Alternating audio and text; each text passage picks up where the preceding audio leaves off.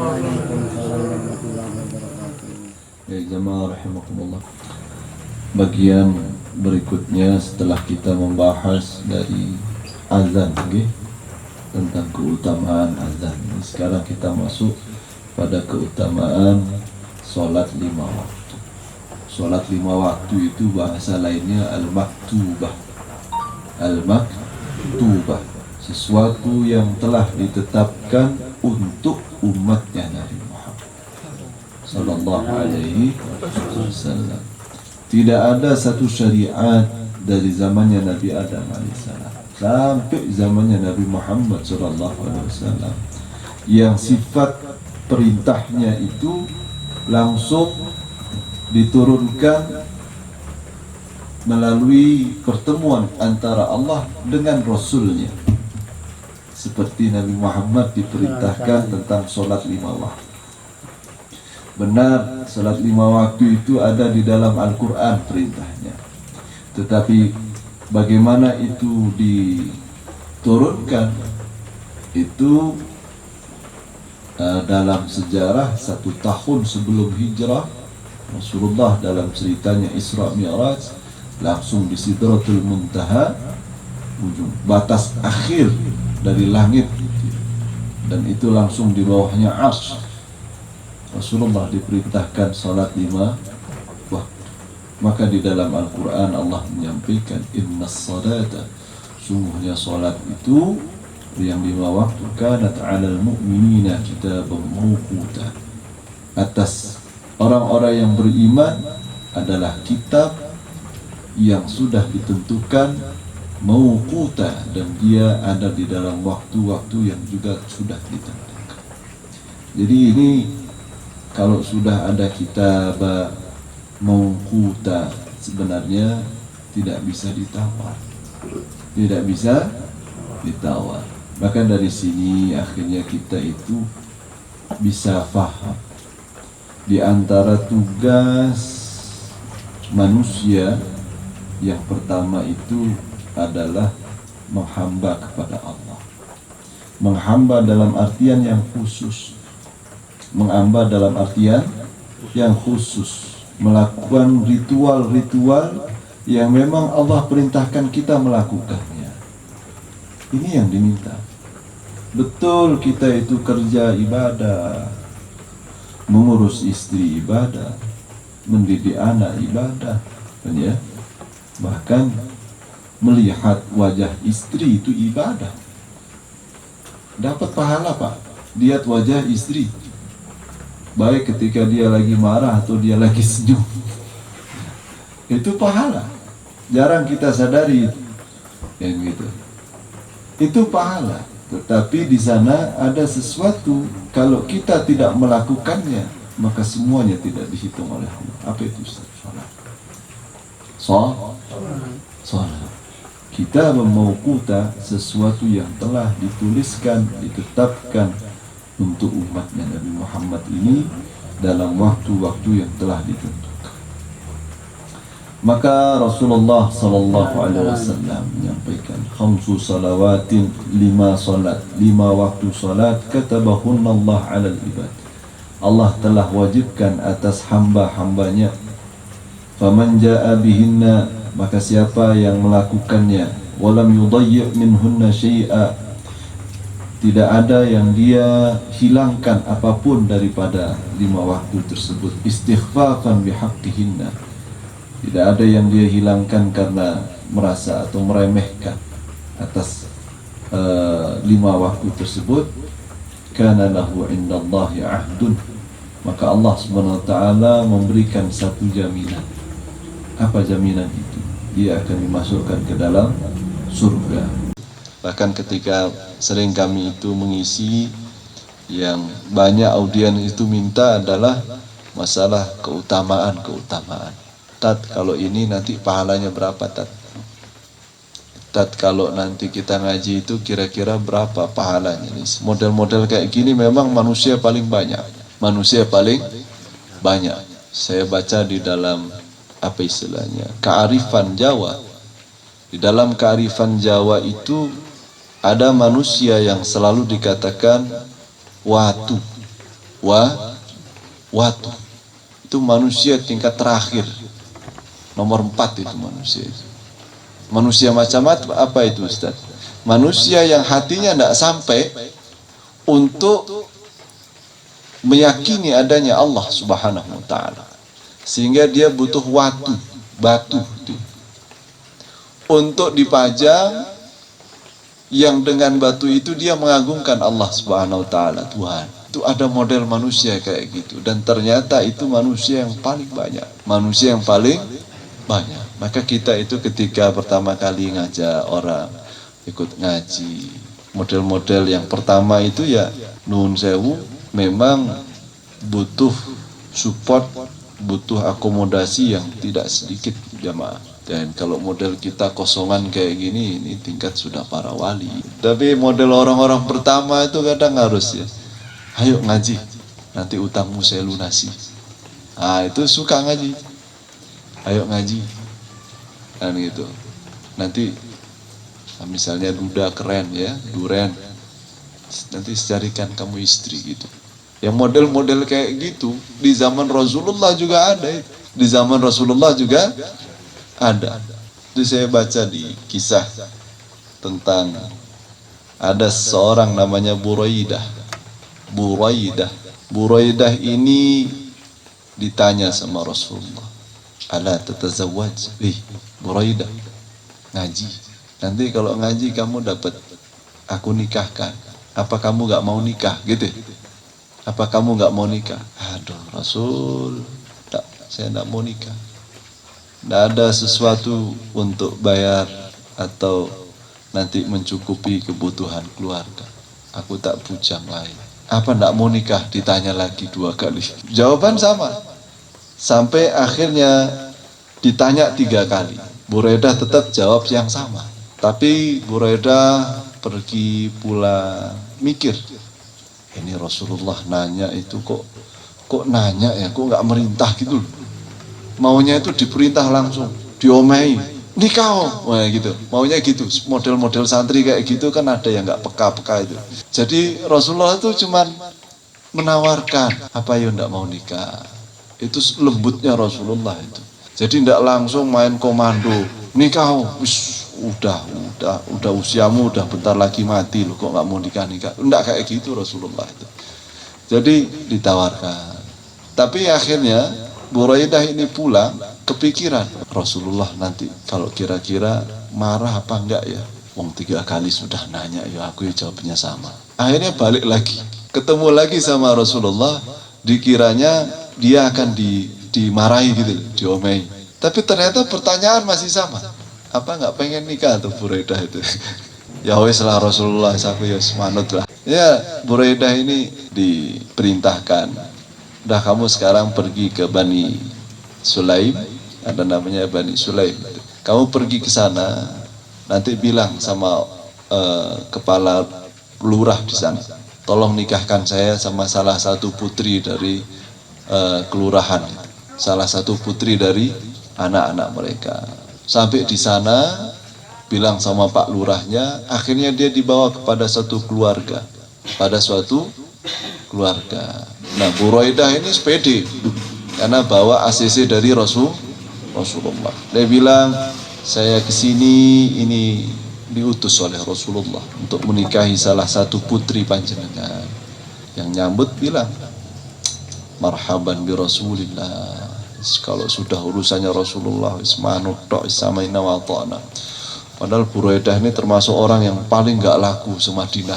Paling orang-orang kalau sudah dengar Buraidah kok apa itu namanya ngelamar, ngalamat. Tapi mantan PD gitu ya, bawa mandat dari Rasulullah. Akhirnya orang-orang yang tunduk. Marhaban bi Rasulillah. Akhirnya Buraidah pulang. Senang ya sedih. Sedih. Senangnya karena diterima, sedihnya yo curhat lagi sama Rasulullah. Aku jane yo sudah diterima ya Rasulullah, tapi aku yo ndak punya mahar. Wah, terus Rasulullah bilang, bantu saudara-saudara panjenengan ini kumpulkan emas sebesar 5 dinar. Ya, sebesar 5 dinar. Sahabat patungan buat belikan maharnya dia. Walhasil nanti gimana dia akhirnya suka ngaji kan gitu. Lo nanti kayak gitu loh perjuangannya sahabat itu. Lah akhirnya kumpulkan. Akhirnya Buraidah pergi lagi ke Bani Sulaim yang tadi. Diserahkan, ini maharnya sudah siap. Sudah siap. Ya Allah, mahar tayyib, mahar berkah. Gitu. Disambut seperti itu sama keluarga si calon istri. Buraidah itu malu lagi. Gitu ya. Diterima sedemikian baiknya, tapi mikir, ntar walimahnya gimana ini, ya, walimatul urs, gitu ya, buat pesta ini apa, masa kosongan mahar tok gitu ya. Akhirnya balik lagi ke Rasulullah, curhat lagi, Rasulullah aku yo senang ya, calon keluarga apik, maharnya diterima, toyib katanya mereka gitu. Tapi aku yo mikir nanti ini mau pesta gimana? Terus Rasulullah bilang lagi sama sahabat, kumpulan duit ini buat patungan beli kabsyah, beli kambing yang besar, sahabat yuk patungan gitu loh, mau gitu. Akhirnya sampai dapat satu kambing besar gitu ya, bawa ini untuk keluarga istrimu itu. Akhirnya bawa kambing. Sudah sampai di Bani Sulaim, diserahkan kambingnya. Mikir lagi, masa makannya kambing tok nih ya. Nggak pakai roti, nggak pakai apa ya, nasi gitu ya. Kurang etis ini. Balik lagi ke Rasulullah. Rasulullah kambing tok ya Rasulullah. Ya, apa ya ndak ada ya roti-roti gimana gitulah. Aku ya sedih ini kan gitu. Sebenarnya udah diterima, tapi ya gimana ya, gitu. Nggak enak hati dia. Akhirnya oleh Rasulullah, idhab ilal Aisyah, pergi kepada Ibunda Aisyah, bilang ke sana, sampaikan ke Ibunda Aisyah, ada satu keranjang besar, itu isinya gandum. Nah itu kamu ambil, satu karung itu kamu ambil. Maka akhirnya Ibunda Aisyah itu menunjukkan, ya. Ada karung isinya gandum. Nah, Ibunda Aisyah itu mengatakan, ini kalau ada lagi, ada karung lagi, maka itu hak. Kamu ambil semuanya nggak apa-apa. Kamu ambil semuanya tidak apa-apa. Demi satu orang ini akhirnya senang ngaji nih. Akhirnya dibawa karung itu banyak. Dibawa ke Bani Sulaim. Setelah sampai di Bani Sulaim, si Buraidah bilang, ini untuk nanti walimah. Besok dibuat jadi roti pagi. Besok pagi dibuat jadi roti. Nah, untuk kita walimah katanya. Dan disambutlah oleh keluarga wanita. Semuanya ini roti, ini daging, ini mahar, semuanya Masya Allah. Nah, dalam perjalanannya ternyata didengarlah oleh Abu Bakar As-Siddiq radhiyallahu. Buraidah, jane wong melarat. Buraidah dicelui. Buraidah, aku mau ngasih kamu hadiah. Ngasih kamu hadiah. Diajak dia jalan-jalan, ditunjukkan satu kebun, satu pekarangan kebun. Nah, ini buat kamu, modal kamu nikah. Modal kamu nikah. Kayak gitu.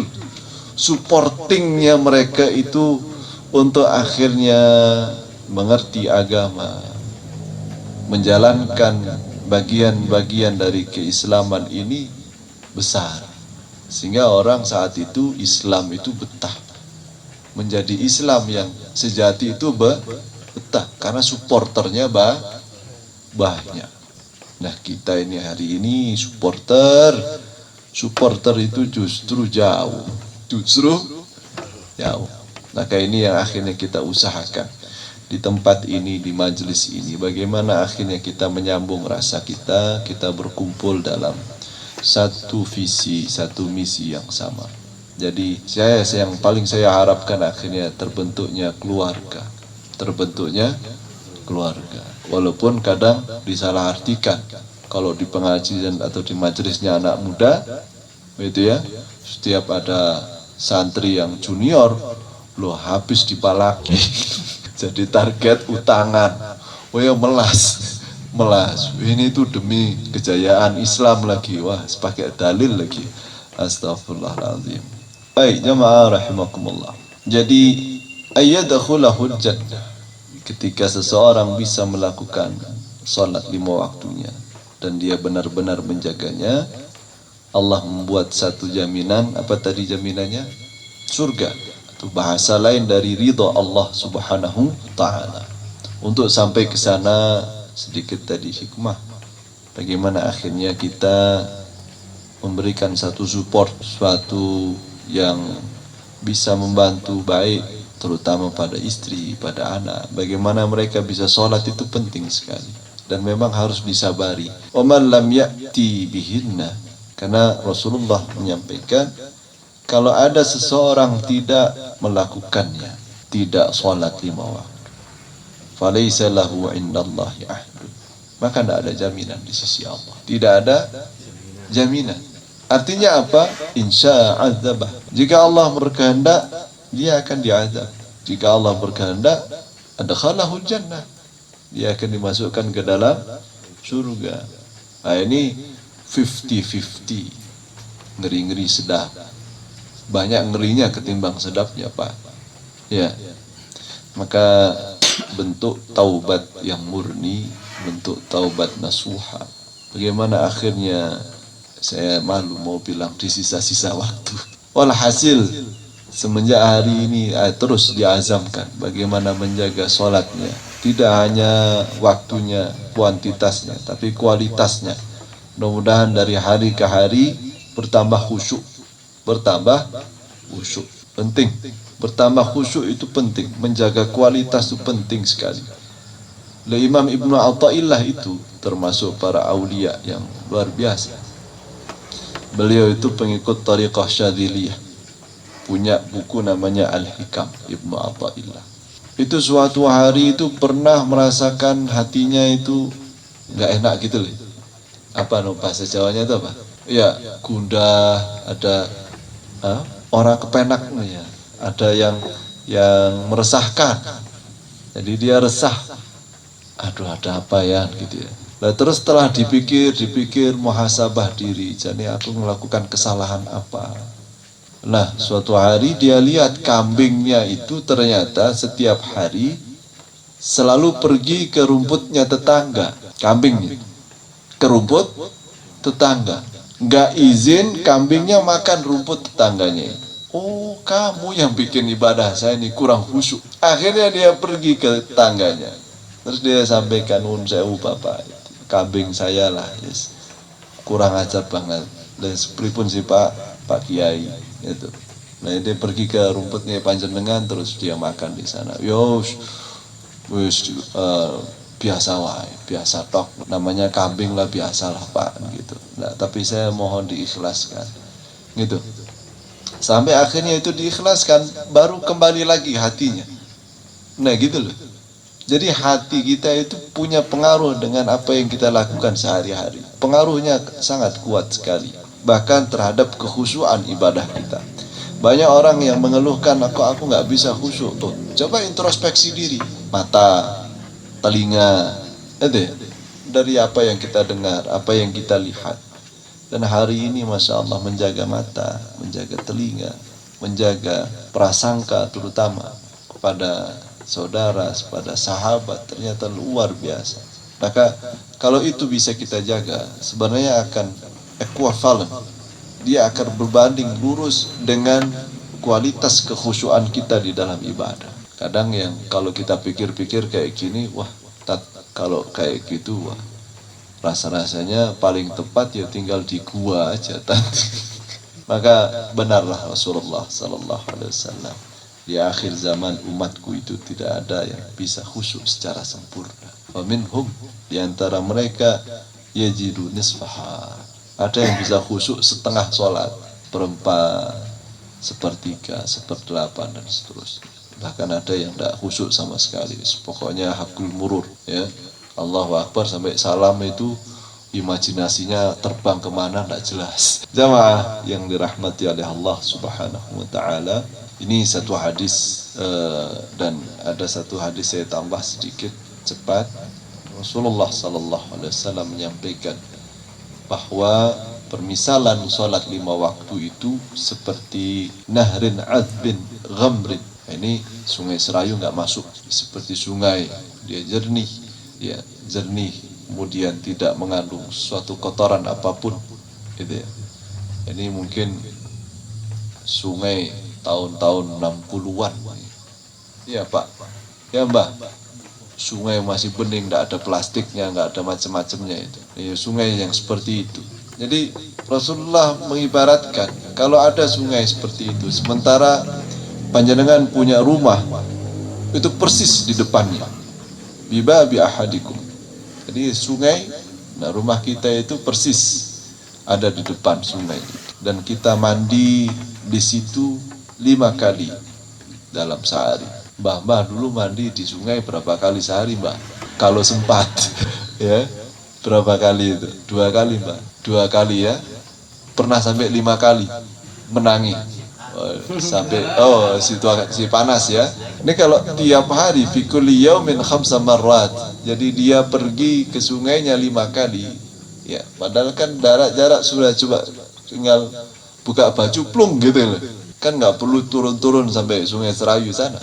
Itu ada di depan pintunya dan dia mandi 5 kali seperti itu. Maka Rasulullah itu bertanya, lantas masih ada dakinya nggak orang? Kira-kira glowing nggak?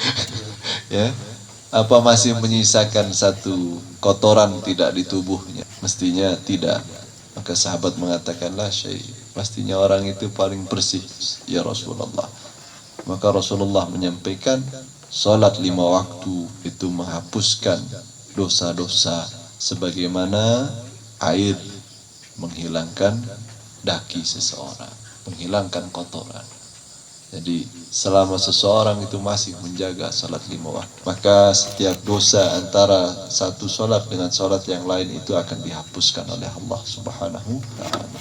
Ya, tinggal hari ini ayo deh sama-sama, ini juga bagaimana ini nasihat untuk saya pribadi, kita memperbaiki kualitas sholat kita untuk bagaimana dia terus mendapatkan kekhusyuannya. Ya, insya Allah nanti khusyuk kita bahas tapi agak jauh nanti ya. Ini yang penting terus ya diingatkan pelan-pelan seperti ini. Jamaah yang dirahmati oleh Allah Subhanahu wa Ta'ala, alhamdulillah demikian yang bisa kami sampaikan ini. Mudah-mudahan bermanfaat untuk kita dunia dan akhirat. Amin Allahumma amin. Akhiru kalamina alhamdulillahi rabbil alamin. Subhanakallahumma. Assalamualaikum warahmatullahi wabarakatuh.